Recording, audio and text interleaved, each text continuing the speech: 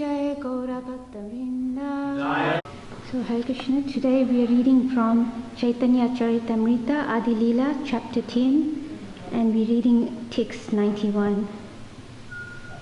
Mahaprabhura Priya Bhritya Raghunath Dasa Mahaprabhura Priya Bhritya Raghunath Dasa Sarvatyaji Kaila Prabhura Padatale Vasa Sarvatyaji Kaila Prabhura Padatale Vasa Mahaprabhura Priya Bhritya Raghunath Dasa Mahaprabhura Priya Bhritya Raghunath Dasa Sarvatyaji Kaila Prabhura Padatale Vasa Sarvatyaji Kaila Prabhura Padatale Vasa.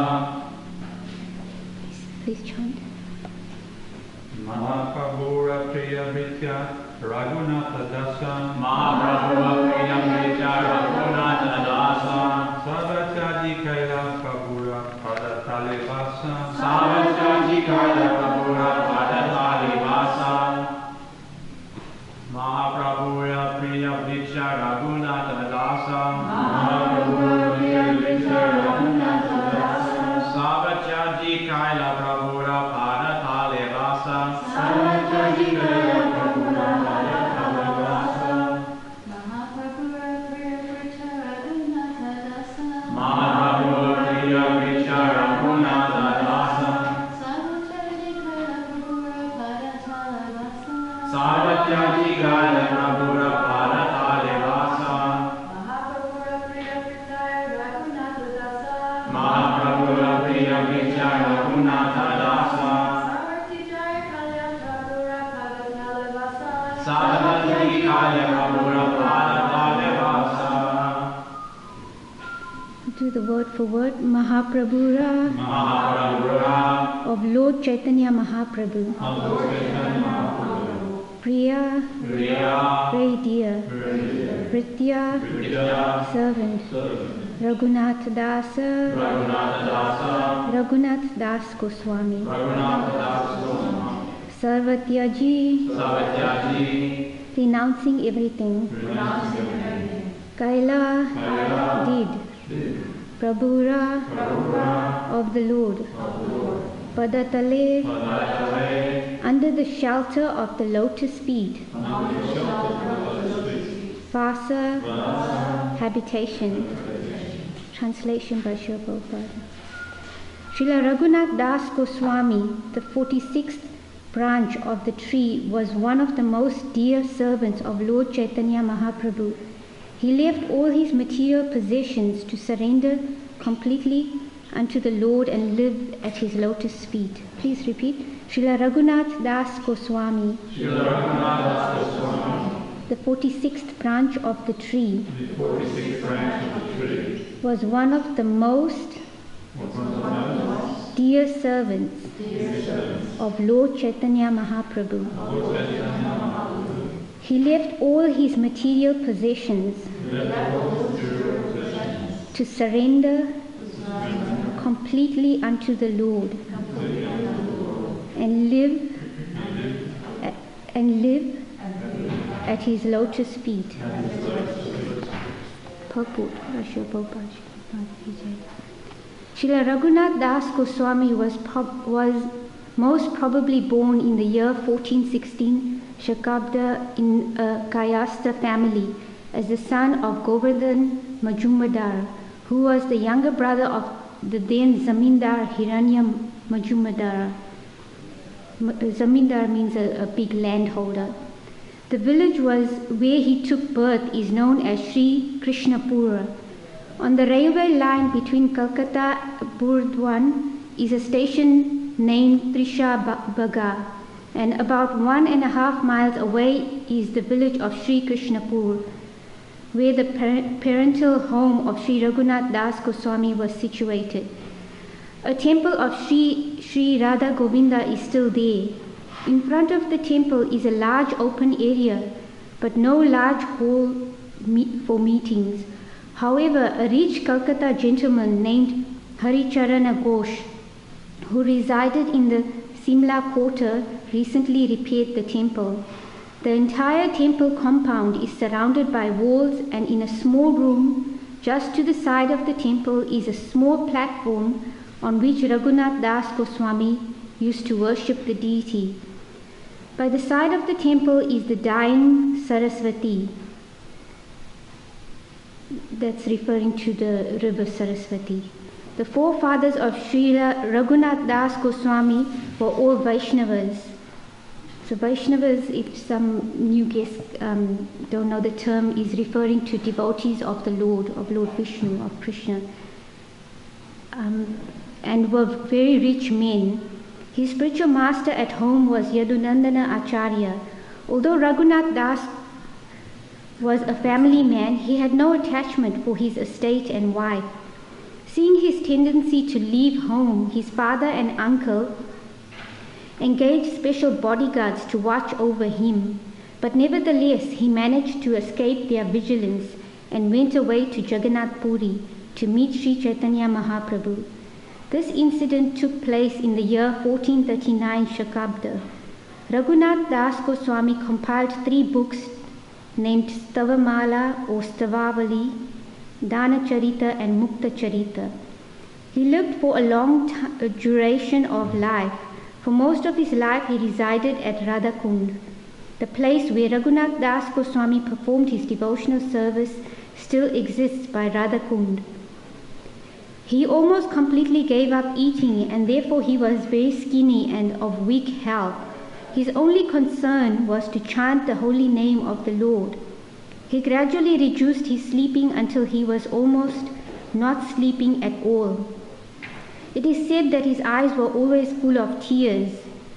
When Srinivas Acharya went to see Raghunath Das Goswami, the Goswami blessed him by embracing him. Srinivas Acharya requested his blessings for preaching in Bengal, and Srila Raghunath Das Goswami granted them.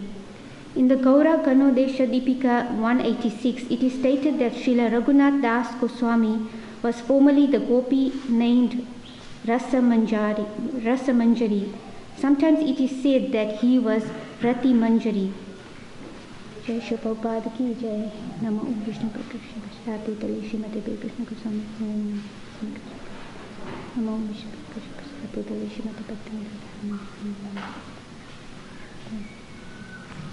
So I seek the blessings of all the devotees that I can speak something that is beneficial and that will also penetrate my heart. I'm just repeating from what I have heard and read, and read from Srila Prabhupada's books and heard from his disciples and grand disciples. So just touching on the life of Raghunath Das Goswami. So the term Goswami means one who controls his senses. So there are 6 great saints. There are many saints, but in this context there's 6 great saints who are called the 6 Goswamis of Vrindavan. So they are very dear servants of Lord Chaitanya. And Lord Chaitanya is here on the altar. He is Krishna, God himself, who came as a devotee to show by his personal example how to approach God by chanting the holy names of the Lord. Hare Krishna, Krishna Krishna, Hare Hare, Hare Rama, Rama Hare.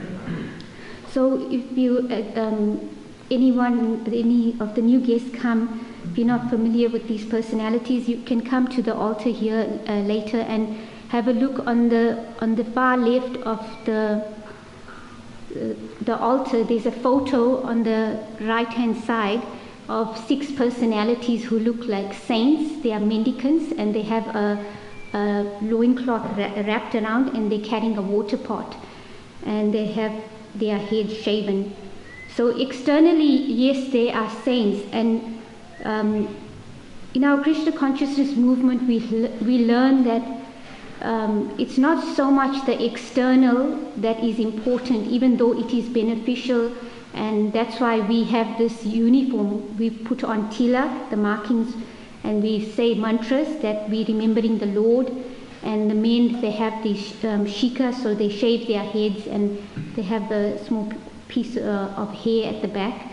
So this is and they have dhoti, and they have these cloths that they wear, and women wear saris and skirts. So these are there just like a policeman has his uniform, but when he's not wearing his uniform, he doesn't do all nonsense, because he has imbibed that training that he's got, that he's a policeman, and if anyone is in need of help and he's wearing his own like clothes, and he's in a public place, then he will act because he has that proper training.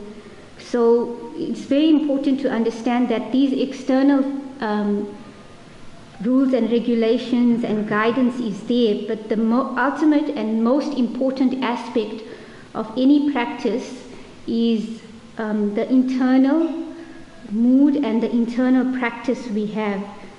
So in Krishna consciousness, the 6 Goswamis, they are very elevated devotees, because they're teaching us how to approach the Lord. It says here in the purport, Prabhupada says that Raghunath Das Goswami, his only concern was to chant the holy name of the Lord. Hare Krishna, Krishna Krishna, Hare Hare, Hare Rama, Rama Rama, Hare Hare. So in the song book, there's the song Sri Sad Goswami Ashtaka. So in the purport, Prabhupada mentioned how Srinivas Acharya, so he was the next generation after the 6 Goswamis, and he embraced Raghunath Das Goswami, and he asked for blessings that he can preach.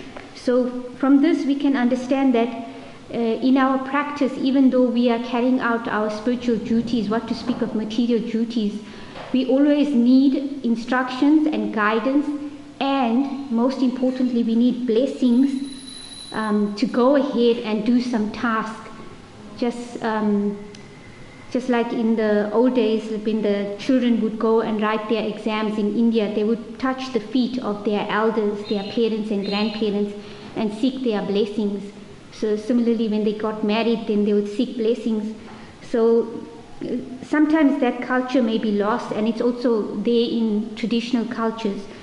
But this is such an important, actually confidential and secret to making progress in life, is that we seek blessings from the higher authorities, because when they are pleased, they can give the blessings, and they don't see themselves as giving blessings, because just like when every morning we are singing Guru Puja, which means worshipping the spiritual master. Srila Prabhupada is our founder Acharya.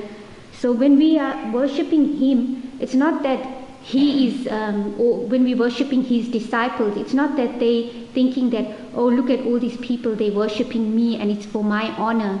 No, they are understanding in great humility and meekness that I'm accepting this service on behalf of my spiritual master, and my spiritual master is accepting this service and prayers for his spiritual master, and then it goes up and then it goes directly to Krishna. So the honor is and respect is given to our teachers, and then that honor directly is coming from the Lord, from Krishna, because without the sanction of the Lord, nothing is possible. Just like Prabhupada mentioned that a physician, a doctor, he can perform many surgeries and he's very expert, and he performs the same surgery, but one patient dies and another patient doesn't die. So what is the element there that is that patient doesn't die? Is because the God factor. People forget that God or Krishna is all pervading, and he sanctions it. Just like when we are born in this world, we have a certain number of breaths in this world. So sometimes we see us so they take so much intoxicants and they eat unhealthy and that, but still they're living longer than someone who may be doing exercises, yoga, healthy lifestyle, vegan or vegetarian lifestyle. So it's we understand from these examples that it is the Lord that is sanctioning and controlling everything. So the 6 Goswamis, they are teaching us that how we should approach the Lord. So in the 8th verse of this song in Sri Sri Sad Goswami Ashtaka, which is written by Srinivasa Acharya, we'll understand the mood of the gopis, because in the purport it mentions that Raghunath Das Goswami was Rati Manjari. So he is a gopi is a cowherd damsel, the cowherd damsels of Vrindavan, and they love Krishna so much that even Lord Chaitanya, he was a celibate monk, he was a sannyasi, which means that he was a spiritual master who took the vow of celibacy. So when someone takes the vow of celibacy, they don't talk just willy-nilly to women and or casual talk like that. I mean, that's not only just for celibate monks, it should be applied to everyone, whether male or female, that respect that this is a servant of the Lord. This person is not for my sense gratification and for my enjoyment. So the mood of the gopis is here that Raghunath Das Goswami is Rati Manjari in the spiritual world. So in the Sad Goswami Ashtaka, the last verse, it says, He Radhe Vraja Devi Ke Chalalite, He Nanda Suna Kuta, Shri Govardhana Kalpa Pada Patale, Kalindi Vane Kuta,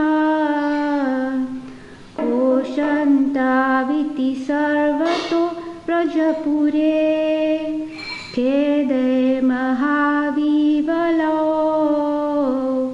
Vande Rupa Sanatana Raghuyugo, Shri Jiva Gopalako.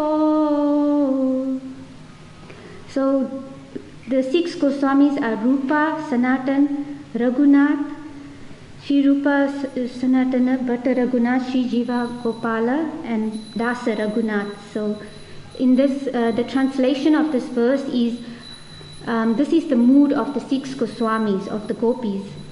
I offer my respectful obeisances unto the 6, this is Srinivasa Acharya praying to the 6 Goswamis. He says, I offer my respectful obeisances unto the 6 Goswamis, namely Shri Rupa Goswami, Shri Sanatan Goswami, Shri Raghunath Bhatta Goswami, Shri Raghunath Das Goswami, Shri Jiva Goswami, and Shri Gopal Bhatta Goswami, who were chanting very loudly everywhere in Vrindavan, shouting, Queen of Vrindavan, Radharani, O Lalita, O son of Nanda Maharaj, that is Krishna, where are you all now? Are you just on the hill of Govardhan, or are you under the trees on the bank of the Yamuna?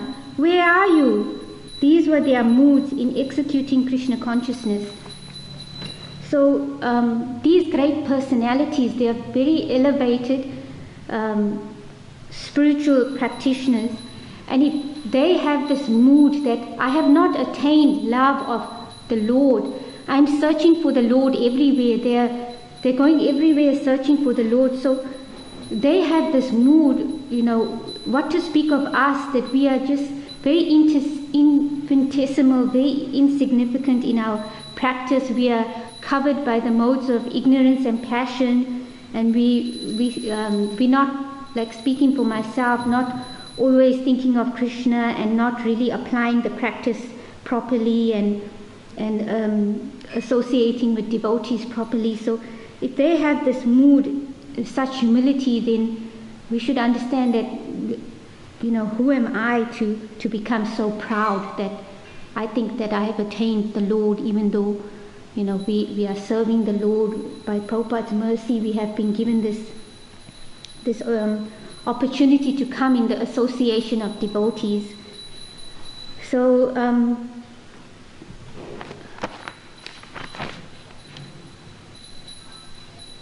in Caitanya Caritamrita Adi-lila 5:202 verse, it says that one can approach Lord Chaitanya and Lord Nityananda and Radha and Krishna only through the 6 Goswamis. So when we need to follow in their footsteps. So there's a caution here, a danger, or just proceed with caution here is that we follow in the footsteps and we don't imitate. So there's a verse in Caitanya Caritamrita which is talking about, I'll just get the verse.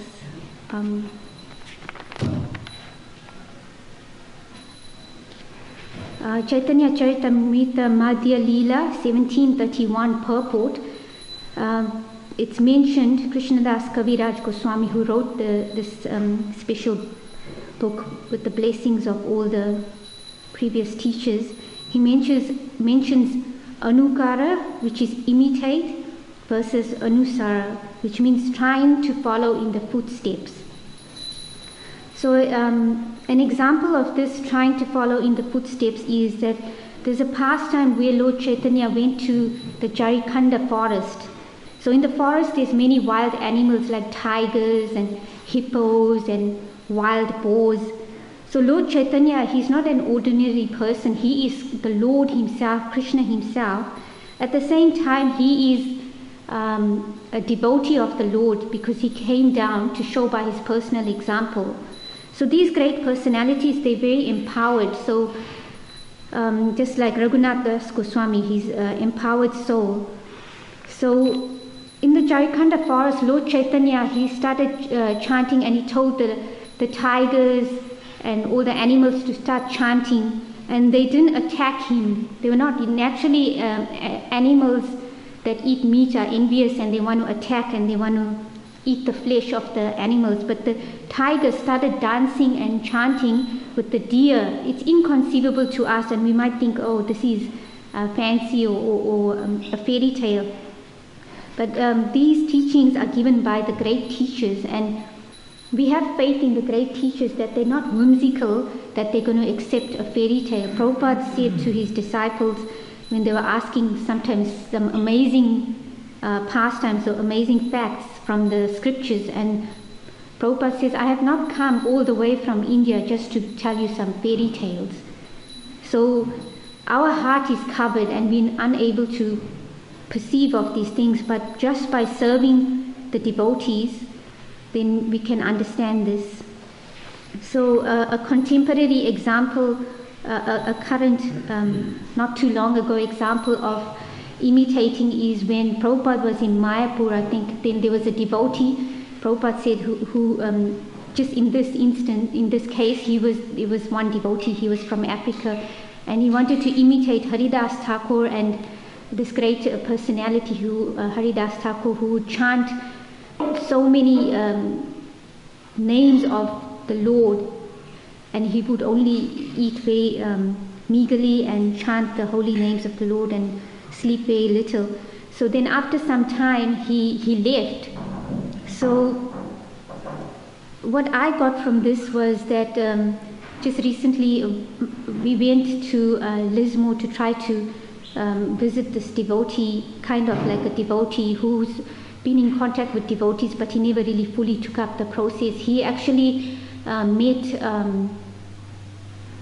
in Europe, he was actually serving with Bhakti Bringa Goswami Maharaj, who's now in Vrindavan. He was serving with him and preaching, but because he was not associating with devotees, this realization I got, like, because we went to his house, my husband and I, and we tried to get something for him, is that he's living like right out there in the like bushes, and it's green, and it's a farm called Cedar Farm, and then he's built his own house. It's like a hobbit house, and then down there's a big river flowing, and like materially it's the mode of goodness.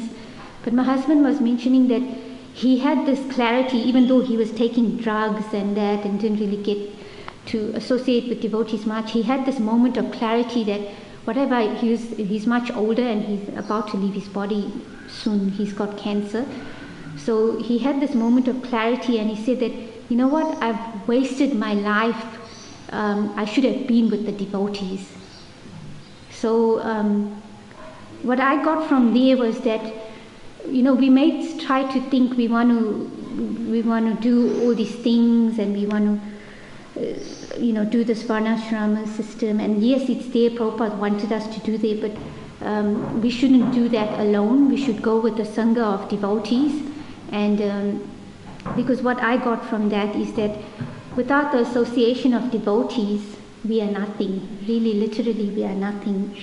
Because it's the devotees that carry us.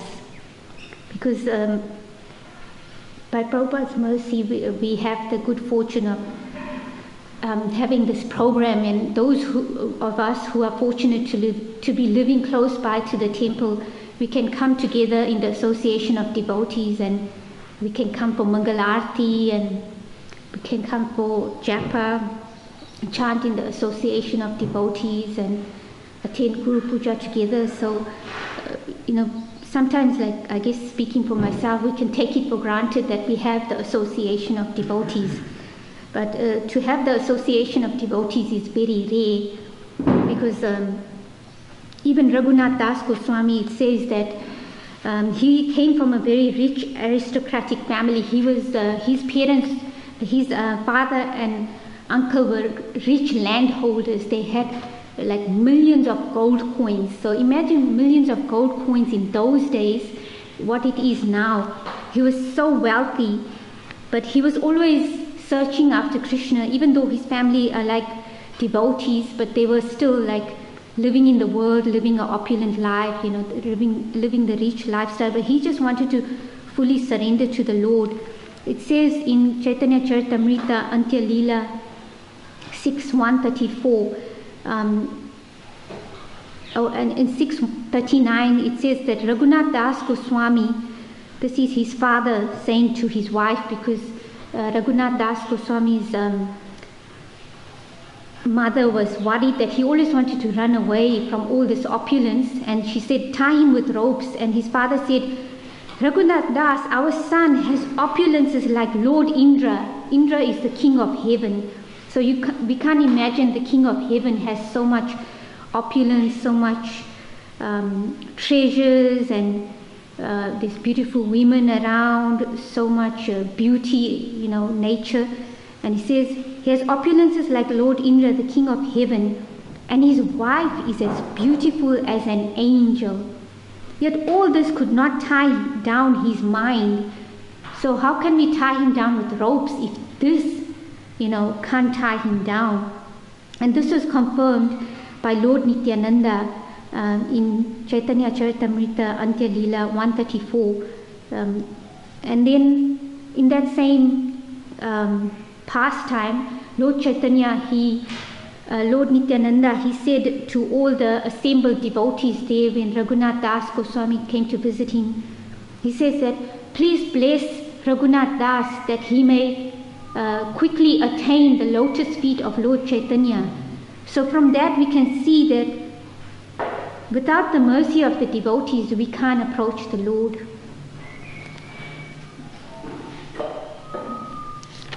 So in the purport, Prabhupada mentions that his only concern, Raghunath Das, was to chant the holy name of the Lord. So in Caitanya Caritamrita, Adi-lila 773, it says that how can we chant the holy names of the Lord constantly? It says, read regularly in order to become attached to the holy name. So the holy name is non-different from the Lord. Like Prabhupada gave the example, if we chant Coca-Cola, Coca-Cola, Coca-Cola, we'll get tired because we're not tasting, like we know now that Coca-Cola is not healthy, but just giving the example that you can't taste just like a mango. You can't taste a mango just by saying mango. But by chanting the holy names of the Lord, Hare Krishna, Krishna Krishna, Hare Hare, Rama Hare Rama, Rama Rama Hare Hare.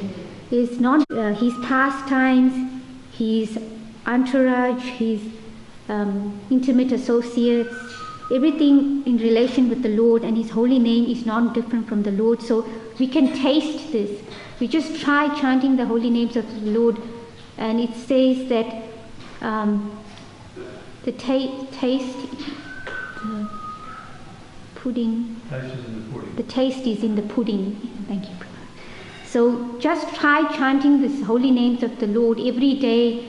Chant a certain amount of these mantras, certain number of times, or if we can take it up and chanting on beads, then we'll experience that change in our heart.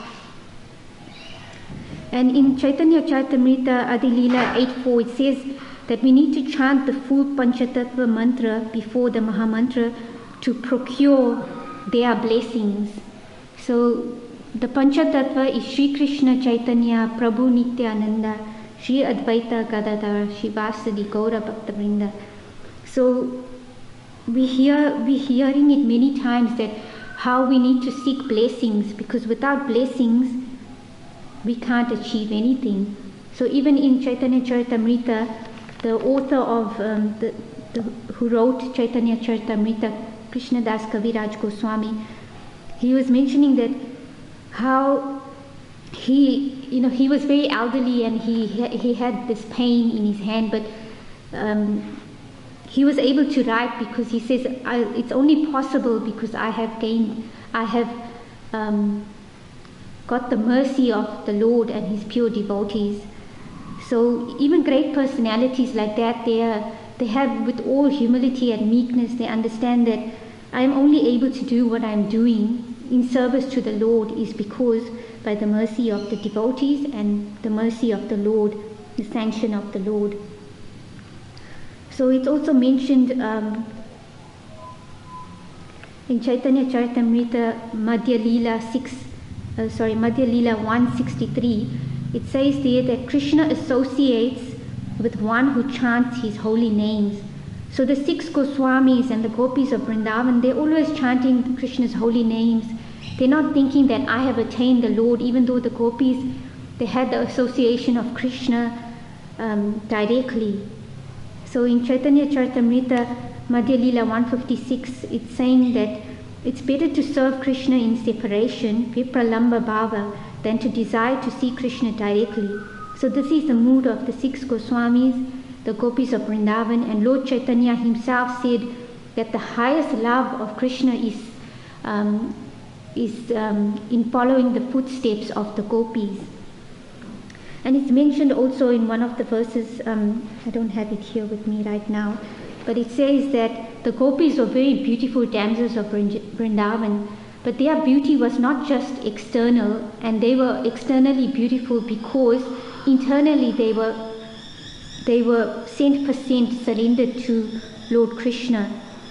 So it says there that Krishna is not so much concerned by the external beauty or the external offering, but he accepts the devotion and the love with which something is offered to him. And of course, within our capacity, if someone is very wealthy and very rich, then they are able to give for the service of the Lord, then they shouldn't hold back in giving to the Lord. So whatever one has, Krishna says, that is the song of Lord Krishna, the Bhagavad Gita. He says, Patram Pushpam Phalam Toyam Yome Bhakta Pranashyati. So Krishna says, if one offers me with love and devotion a fruit, a flower or water, I accept it. So the key words here is with love and devotion. It's not so much the external offering. Because it's just like if someone comes to the temple and someone offers a $2 and puts it in the hundi, and someone else comes and puts $100. So materially, externally speaking, it seems that the person who gave $100 gave more. But we don't know the consciousness behind it. Only Krishna knows. Maybe that person who gave $2, that was all they had. And the person who gave $100 has millions of dollars, but they gave $100. So that is for us,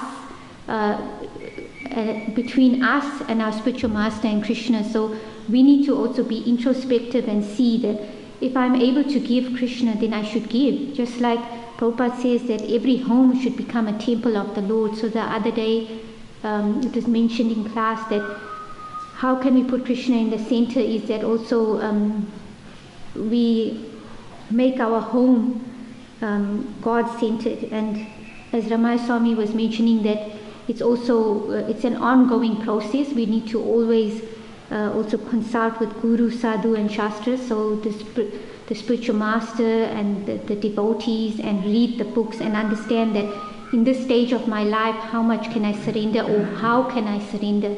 If someone has children and responsibilities, they can't just neglect them and then say, oh, I'm going to serve the Lord, and come to the temple and not maintaining the family or working. So these things need to be applied with care and with guidance.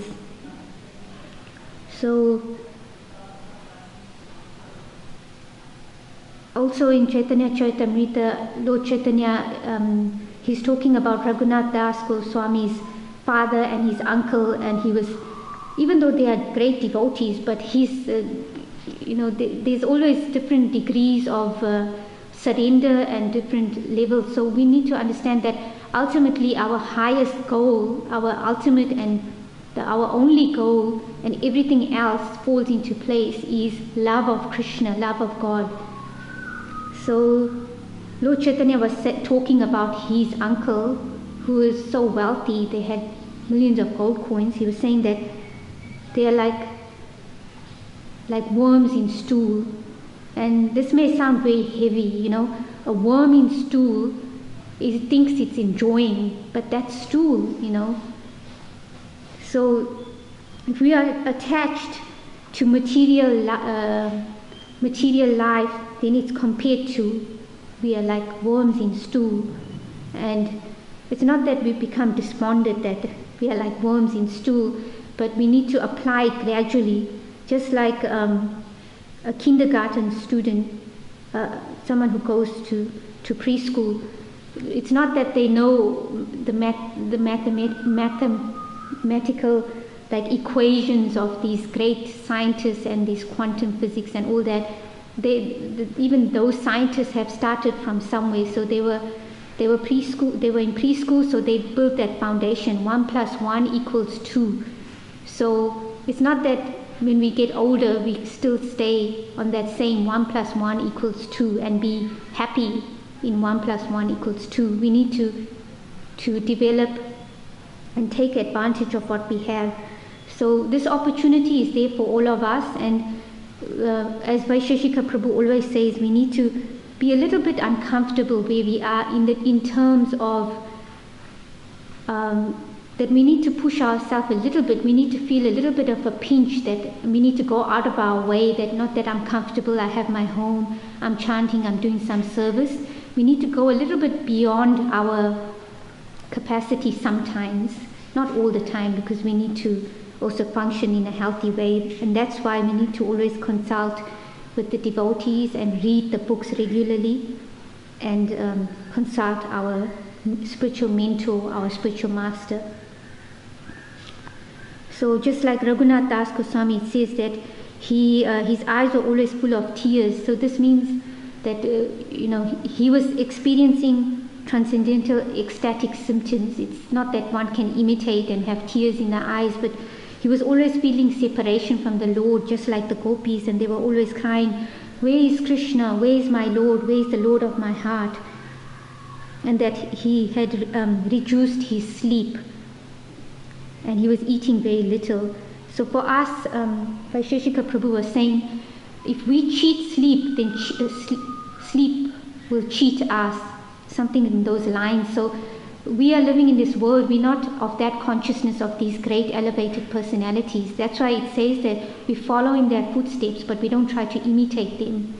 Where we are at right now, that's where we see, okay, what are my needs? One person may need 8 hours. One person can function very nicely with 6 hours. So it's not that, oh, I'm only sleeping 6 hours, I'm better than you. Everyone, we mold our life, we adjust, that we can put Krishna in the center of our lives. So externally we can't compare that, oh, this person's better, or this person can do that. But we always try to push ourselves to try to increase our service and our devotion, and to increase the quality of our service, because it is by chanting Hare Krishna, Krishna Krishna, Hare Hare, Hare Rama, Rama Rama. By the mercy of the Lord, we can get the association of devotees. And by the association of the Lord, we can get the mercy of the devotees. And by chanting, then we get that desire to serve. And we get that ability and the empowerment to do more than we would ordinarily not have perceived or conceived that we are capable of doing such things, but we are able to do it because we have that empowerment of the Lord. It says also in Caitanya Caritamrita, one is not able to preach the glories of the Lord far and wide without the mercy of the Lord, and we see that in the personal example of Srila Prabhupada. He was a lone elderly man who hardly had any money with him. He came with a suitcase and a trunk full of books. He landed in America. He had no relatives, no one. But because he had that faith in the Lord and his spiritual master, by his mercy, there are temples and centers all around the world, and everyone is given the opportunity to take advantage of this Krishna consciousness movement. So it's not external opulence, beauty, or strength, or anything like that. It's that faith and that applying that practice in our own lives, as Srila Prabhupada and his dear disciples and grand disciples are all doing. So I'll end there if anyone has any questions or comments or corrections.